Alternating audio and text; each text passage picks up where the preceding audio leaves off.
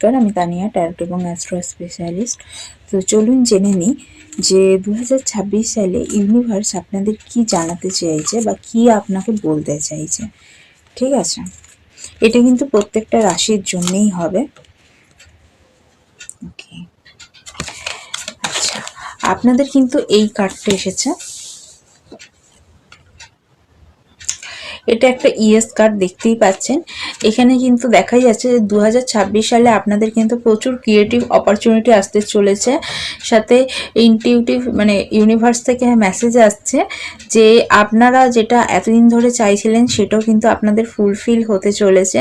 শুধু তাই নয়, ক্রিয়েটিভিটিটা আপনার উপর ডিপেন্ড করছে। আপনি যত ক্রিয়েটিভ হবেন তত আপনার অপরচুনিটি বাড়বে। ঠিক আছে, সাথে অনেক নতুন হ্যাপি সারপ্রাইজেস থাকছে।